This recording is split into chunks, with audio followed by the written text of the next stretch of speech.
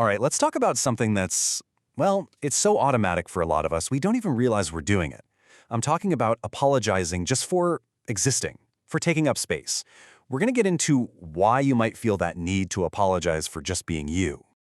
I mean, you know the scene, right? It's classic. You're just standing there, minding your own business, and bam, someone bumps right into you. And before they can even say anything, what comes out of your mouth? Oh, I'm so sorry. If that sounds familiar, if you're constantly apologizing for being in the way or just being there, you are definitely not alone. And this is really just the tip of the iceberg for a much deeper pattern. This leads us to this really interesting idea called the invisible apology. And just to be clear, we're not talking about saying sorry when you actually did something wrong. Nope, this is totally different. It's almost like you're subconsciously paying this little social rent just for the space you're standing in. Can you imagine? It's a fascinating, but let's be honest, an absolutely exhausting way to live. So where in the world does this come from? It's not like it just pops up out of nowhere. To really get it, we've got to go back, way back, and take a look at the emotional blueprint that was drawn up for us when we were kids. And right away, you see this massive conflict, this dilemma for a child. On one side, there's this pressure, right? This unspoken rule to be low maintenance, be quiet, be easy, don't make a fuss. But then on the other side, you have this fundamental biological need for attention and unconditional love. When those two things clash, well, a kid has to figure out how to survive. They have to adapt. And those adaptations, they become survival strategies. So if you grew up in a home where, say, love felt conditional, like you had to earn it, or maybe the adults were just always overwhelmed, think of the divorce generation, super stressed out all the time. You learn a really powerful and kind of painful lesson. My needs are a burden. So you learn to shrink. You make yourself smaller so you don't make anyone else feel tired. Okay, so this brings us to a really key psychological idea from a guy named John Bowlby. It's called an internal working model. The easiest way to think about it is like it's the operating system that your brain installed based on your first ever relationships. And that software, it pretty much runs in the background, dictating how you interact with the world for, well, the rest of your life. So here's the bottom line, the dangerous equation your nervous system learned. If your childhood taught you that being small and quiet was the only way to be safe and get love, then your body learned this. Taking up space equals threat, period. Taking up space physically, emotionally, you name it, it feels like a threat to your very safety and connection. Okay, but here's where we're going to flip the script. This is the big reframe. Because what if this whole apologizing thing isn't the character flaw you've been beating yourself up about? What if it's actually proof of an incredible survival skill? I mean, this is the question, right?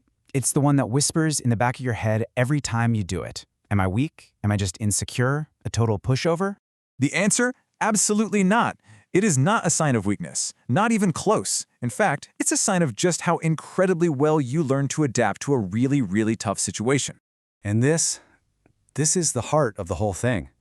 The story you were told, the one you probably carry around with you, is that you're too sensitive, that you're a burden. But the truth, the real story, is that you're highly empathetic. You are not a burden. You are an expert survivor. You learned exactly what you needed to do to stay safe. Seriously, think about it like this. That survival skill didn't just help you get by, it gave you superpowers. I'm talking about that almost scary ability to walk into a room and just feel the emotional temperature. That's not a flaw, that's a skill. What you might have called hypervigilance is actually incredible empathy. It's expertise in reading the room to keep everyone, including yourself, safe. All right, so we get the why now. We've reframed this whole thing from a flaw to a skill. So now for the most important part. What do we do about it? How do we start to change it?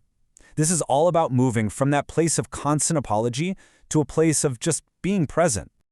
The path forward, psychologically speaking, is something called earned security. And look, this isn't about flipping a switch overnight. It's a slow burn. It's the gradual, repeated experience of testing the waters, of actually having a need, or taking up a little space, or not apologizing, and then looking around and realizing the world didn't fall apart. That catastrophe you were bracing for, it never happened. And a huge piece of this puzzle is actively rewriting the story you tell yourself about yourself, what psychologists call your narrative identity. It means you have to consciously go in and edit that old script. You're changing the headline from, "I am a burden," to something more like, "My presence here is valid. My needs are legitimate."